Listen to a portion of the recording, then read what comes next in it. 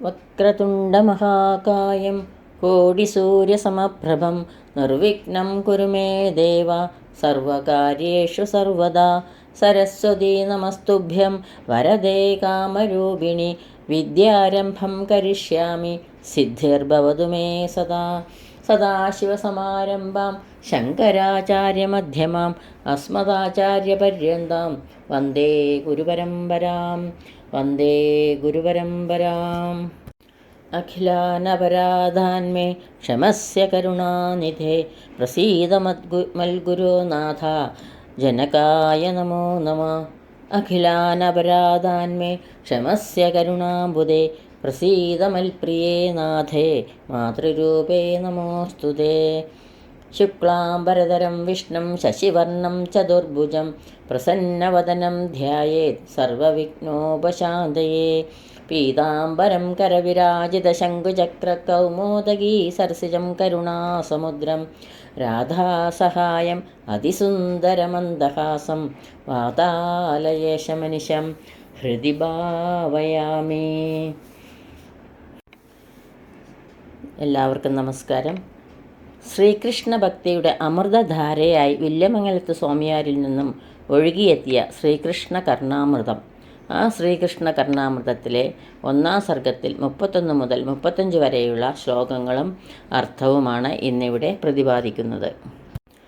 പിഞ്ചാവതം സരജനോജിത കേശപാശേ പീനസ്തനീ നയന പങ്കജപൂജനീയേ ചന്ദ്രാരവിന്ദ വിജയോദ്യത വക്ത്രബിംബേ ചാപല്യമേതി നയനം തവ ശൈശവേന. പിഞ്ചാവതംസ രജനോചിത കേശപാശേ മയിൽപ്പീലി അണിഞ്ഞ് മനോഹരമായി തിരുമുടിയോടുകൂടിയതും പീനസ്തനീ നയനപങ്കജ പൂജനീയേ സുന്ദരിമാരാൽ നേത്രാരവിന്ദങ്ങളെ കൊണ്ട് പൂജിക്കേണ്ടതും ചന്ദ്രാരവിന്ദ വിജയോദ്യത വക്ത്രബിംബേ ചന്ദ്രനെയും താമരപ്പൂവിനെയും ജയിക്കുവാനൊരുങ്ങിയ മുഖമണ്ഡലത്തോടു കൂടിയതുമായ തവ ശൈശവേ നയനം നിന്തിരുവടിയുടെ ബാലഭാവം കാണുവാൻ എൻ്റെ കണ്ണുകൾ ചാബല്യം ഏതി വെമ്പൽ കൊള്ളുന്നു. ശ്രീകൃഷ്ണ പരമാത്മാവായി മിന്നിത്തിളങ്ങുന്ന ഗുരുഭവനപുരേശനെ അവിടുത്തെ ബാലഭാവം കാണാൻ എൻ്റെ കണ്ണുകൾ വെമ്പൽ കൊള്ളുന്നു. ഉണ്ണിക്കണ്ണൻ്റെ ഓമനത്വം തുളുമ്പുന്ന ബാലഭാവം ദൃശ്യരൂപേണ ഓർത്ത് വർണ്ണിക്കുകയാണ് കവി ചെയ്യുന്നത്. ശ്ലോകം 32. ത്വച്ചൈശവം ത്രിഭുവനാത്ഭുതമിത്യവൈമി യച്ഛാപലം ച മമ വാഗ്വിഭവൈരഗമ്യം തത്കിം കരോമി വിരളന്മുരളീവിലാസ മുഗ്ധം മുഖാംബുജമുദീക്ഷിതുമീക്ഷണാഭ്യാം.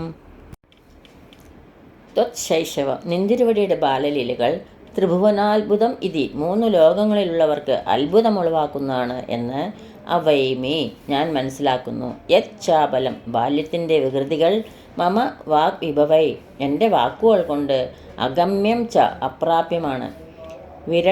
വിരണൻ മുരളീ വിലാസമുഗ്ധം തത് മുഖാംബുജം മുരളീനാഥ ഭംഗികൾ ഉളവാക്കിക്കൊണ്ടിരിക്കുന്ന മനോഹരമായ മുഖാരവിന്ദം ഈക്ഷണാഭ്യാം 2 കണ്ണുകൾ കൊണ്ടും ഉദീക്ഷിതും നന്നായൊന്ന് കാണുവാൻ കിം കരോമി ഞാൻ എന്തു ചെയ്യേണ്ടു.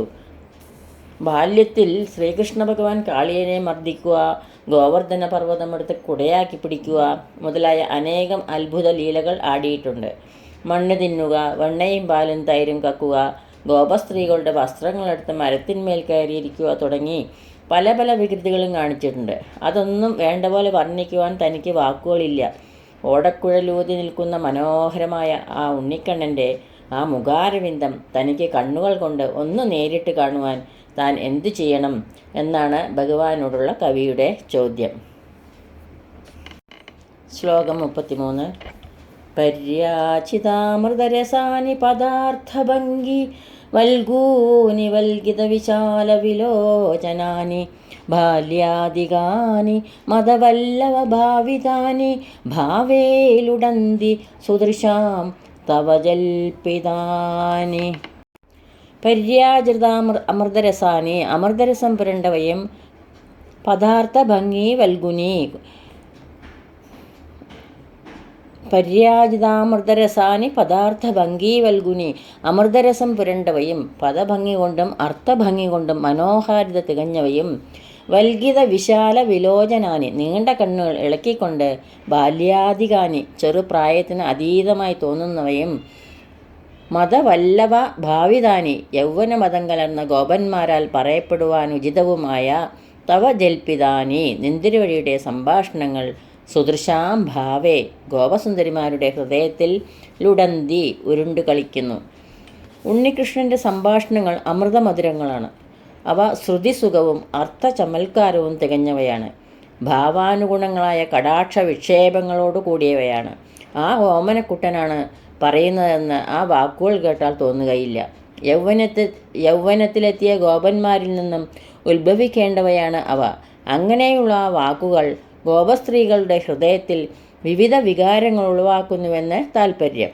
പ്രായം കൊണ്ട് ബാലനാണെങ്കിലും പെരുമാറ്റത്തിൽ ബാല്യത്വം തീരെ തോന്നുകയില്ലെന്ന് ഭാവം.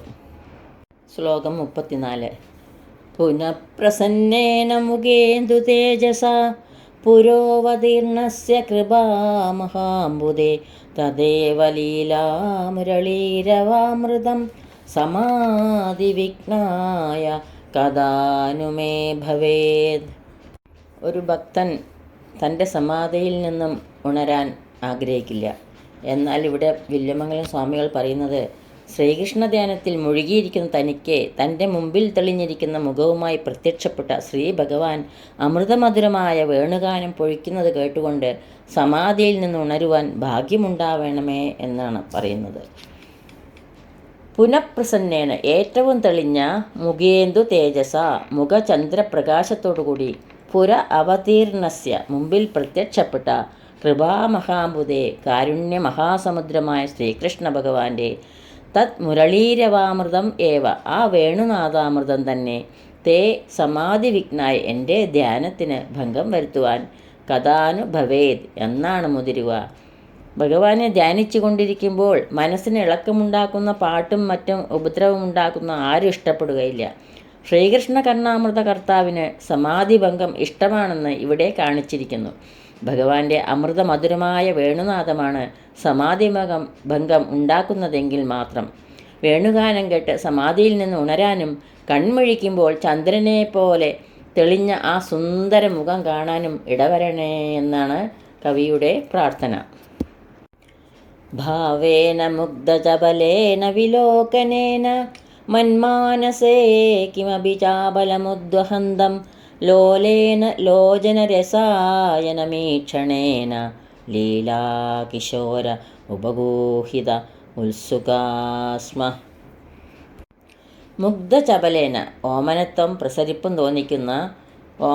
പ്രസരിപ്പും തോന്നിക്കുന്ന ഭാവേന മുഖഭാവം കൊണ്ടും വിലോകനേന നോട്ടം കൊണ്ടും മന്മാനസേ എൻ്റെ മനസ്സിൽ കിമപി ചാപലം എന്തോ ഒരു ചലനം ഉദ്വഹന്തം ഉണ്ടാക്കിക്കൊണ്ടിരിക്കുന്ന ലോചന രസായനം കണ്ണുകൾക്ക് രസമുളവാക്കുന്ന ലീലാകിശോരം കളിപ്രായം വിടാത്ത ഉണ്ണിയെ ലോലേന ഈക്ഷണേന അത്യാസക്തിയുള്ള കണ്ണുകൊണ്ട് ഉപഗൂഹിതം വാരിപ്പുണരുവാൻ ഉത്സുകാസ്മ ഞാൻ ഏറ്റവും ആഗ്രഹിക്കുന്നു.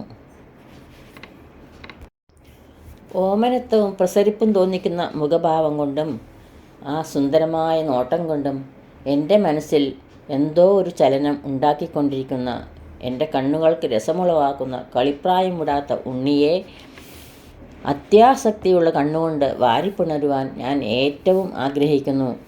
കണ്ണുകൊണ്ട് ആലിംഗനം ചെയ്യാൻ ആഗ്രഹിക്കൂ എന്നതിന് കണ്ണെടുക്കാതെ നോക്കിയിരിക്കാൻ തോന്നുന്നുവെന്ന് താൽപ്പര്യം എന്നാണ് ഇവിടെ സ്വാമിയാർ പ്രാർത്ഥിക്കുന്നത്. സർവത്ര ഗോവിന്ദനാമ സങ്കീർത്തനം ഗോവിന്ദ ഗോവിന്ദ. ഈ അക്ഷരപ്പൂക്കൾ ഗുരുക്കന്മാരുടെ പാദങ്ങളിലും ഭഗവത് പാദത്തിലും ഭക്ത്യാദരപൂർവം സമർപ്പിക്കുന്നു. യദക്ഷരപദഭ്രഷ്ടം മാത്രാഹീനം ത്വയേദ്ഭവേത് തത്സർവം ക്ഷമ്യതാം ദേവ നാരായണ നമോസ്തുതേ നാരായണ നമോസ്തുതേ. കായേന വാചാ മനസേന്ദ്രിയൈർവാ ബുദ്ധ്യാത്മനാ വാ പ്രകൃതേ സ്വഭാവാത് കരോമി യത് സകലം പരസ്മൈ നാരായണായേതി സമർപ്പയാമി സർവം നാരായണായേതി സമർപ്പയാമി. സ്വസ്തി പ്രജാഭ്യ പരിപാലയന്താം ന്യായേണ മാർഗേണ മഹിം മഹീഷ. ഗോബ്രാഹ്മണേഭ്യ ശുഭമസ്തു നിത്യം. ലോകാ സമസ്ത സുഖിനോ ഭവന്തു. ലോകാ സമസ്ത സുഖിനോ ഭവന്തു. സർവത്ര ഗോവിന്ദനാമ സങ്കീർത്തനം. ഗോവിന്ദ ഗോവിന്ദ.